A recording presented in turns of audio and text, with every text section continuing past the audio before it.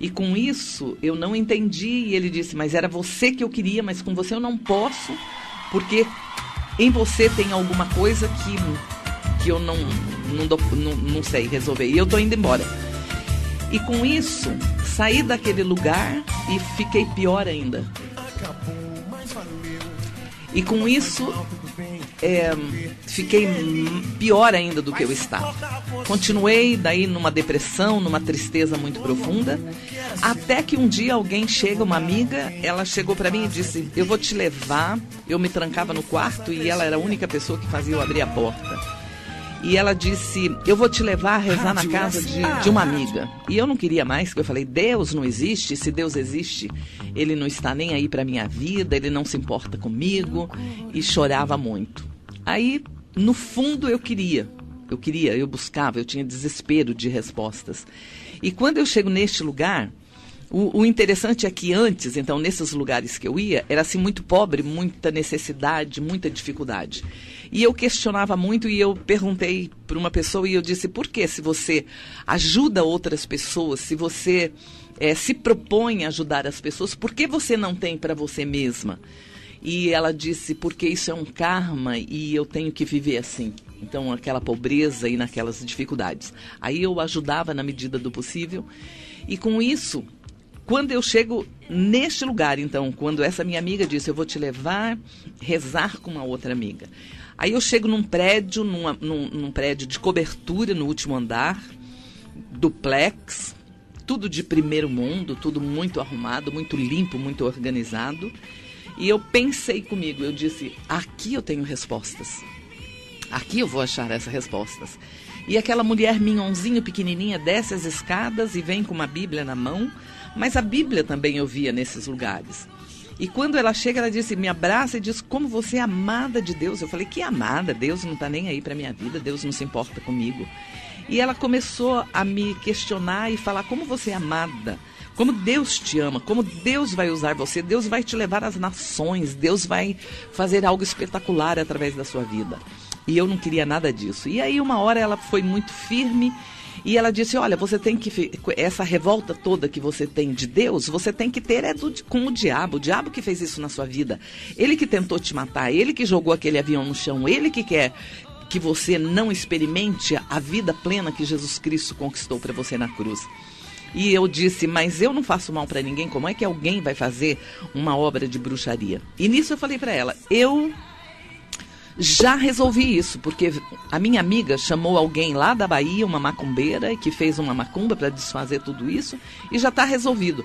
Ela disse, não senhora, só Jesus Cristo vivo pode desfazer obras de bruxaria. E eu falei, Jesus Cristo vivo? Eu falei, nunca ninguém me falou que Jesus Cristo está vivo. E ela disse, pois só Jesus Cristo pode resolver a sua situação.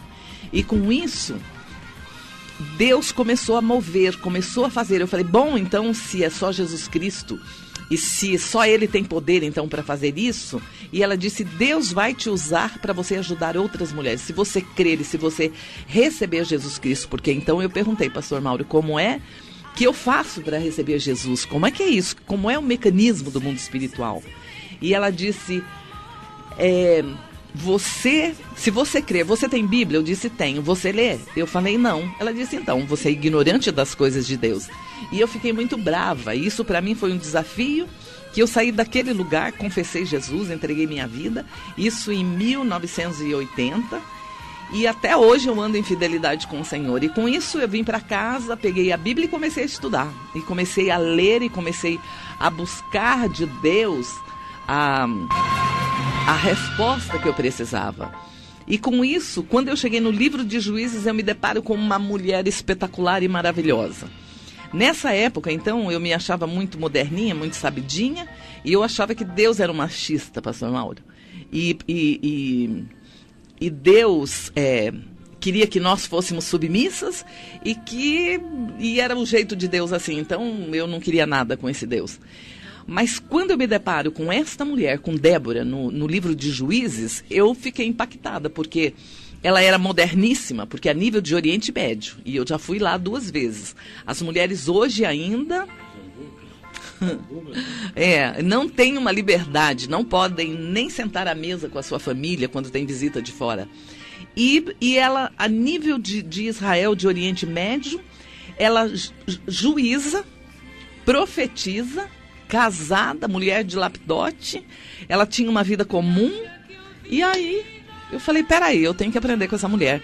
E Deus dá uma revelação, ela se comunicava perfeitamente com Deus dava o recado, ela chama o comandante do exército e diz, Baraque, Deus manda te falar, entrega o recado. E Baraque foi muito sábio e ele disse, se você não for à guerra comigo, eu não vou. E Débora disse, eu vou, ok, mas é o nome de uma mulher que vai ser honrado. E até hoje, nos anais da história de Israel, consta no livro de Juízes o nome de Débora. E com isso, então, eu me posicionei e hoje eu sou Débora do século XXI e estou levantando as mulheres para a glória de Deus, levantando de dentro. É engraçado, a senhora falou de depressão, né? E nós temos a depressão como se fosse uma doença do século XX. Mas a depressão é muito antiga. Verdade. Você vê lá quando Elias matou os profetas. Os profetas de Baal. Elias foi se esconder lá e ficou numa profunda depressão. É verdade. Deus precisou se preocupar com ele, mandar os corvos levar pão. Né? Isso. E aí Elias pega, se levanta e vai. O próprio Paulo, quando está, todos me abandonaram. Só Lucas ficou comigo. É verdade. Manda Marcos passar na casa de Policarpo trazer minha capa que está frio. Né? Isso. E é uma depressão muito, muito antiga. É uma doença, aliás, muito antiga. Antiga, é verdade. Mas não moderna, a gente vê, né? Eu durante alguns anos aí, agora terminando a faculdade do MBA que eu estava fazendo, eu estudei um pouquinho e entrei bastante nessa área emocional. E é muito importante. Quando a pessoa está emocionalmente desequilibrada, a sua vida realmente não vai para frente. Bom, antes de nós entrarmos na segunda parte do programa, porque o tempo voa, vamos ouvir então mais uma música italiana que eu gostaria de oferecer. Italiana faz lembrar as minhas raízes.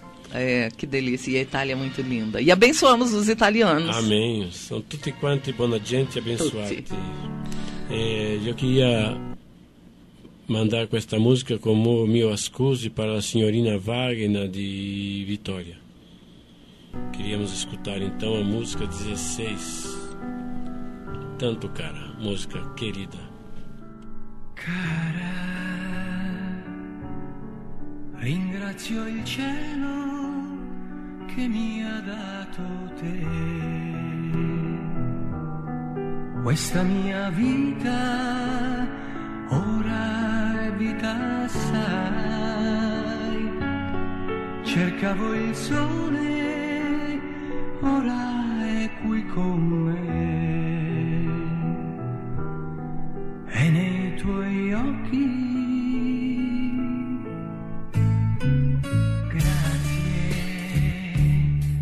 grazie di tutto quello che mi dai, la comprensione, il bene che mi vuoi, la tenerezza che io trovo in te,